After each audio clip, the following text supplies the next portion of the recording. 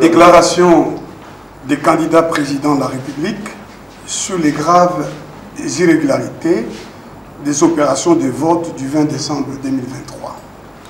Nous, candidats présidents de la République, après avoir procédé à notre devoir civique, comme vous pouvez le voir, avons été témoins des faits d'irrégularité graves de l'opération de vote de ce 20 décembre 2023, irrégularités ayant été observées et constatées par nos témoins et par des observateurs électoraux ainsi que par les électeurs congolais eux-mêmes.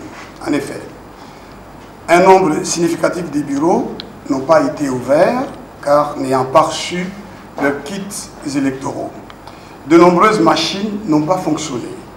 Certains bureaux ont reçu du matériel électoral destiné à d'autres bureaux.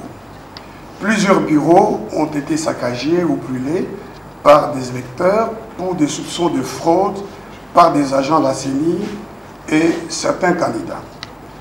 Des candidats ont été interpellés par la population et livrés à la police pour détention illégale de machines et ou des bulletins de vote déjà remplis.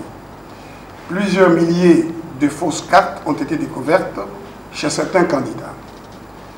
Plusieurs électeurs n'ont pas retrouvé leur nom sur les listes attestant que le fichier électoral n'est absolument pas fiable. Il apparaît de ces faits d'irrégularité et même de dysfonctionnement que tous les électeurs ne sauraient effectuer leur vote ce 20 décembre 2023. L'opération de vote n'aura été qu'un simulacre dont les résultats ne concerneront que des électeurs de quelques bureaux de vote.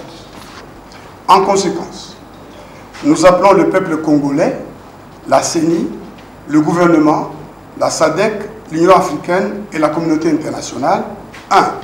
À constater qu'au matin du jeudi 21 décembre 2023, les élections générales prévues au 20 décembre 2023 n'auront pas eu lieu, comme le prévoit la Constitution et la loi électorale. 2. À constater qu'il n'existe légalement aucune dérogation possible au jour du scrutin. La dérogation ne concernant que les heures d'ouverture et de fermeture. Une telle dérogation d'heure et non de jour doit être motivée et ne peut être décidée que dans les conditions assurant l'égalité des citoyens devant le suffrage, conformément aux dispositions de l'article 52 de la loi électorale. 3. À constater l'impossibilité constitutionnelle et légale pour la CENI de déroger au jour fixé pour l'élection générale, c'est-à-dire le 20 décembre 2023, comme l'a relevé la Cour constitutionnelle sous R-Cons 21-20, en réponse à notre requête, en examen de la régularité du processus électoral en question, par l'usage du concept délais électoraux incompressibles. Agir autrement consisterait à consacrer une prise de pouvoir par la force et son exercice en violation de la Constitution, ce qui obligerait le peuple congolais à y faire échec conformément aux dispositions de l'article 64 de la Constitution. 4.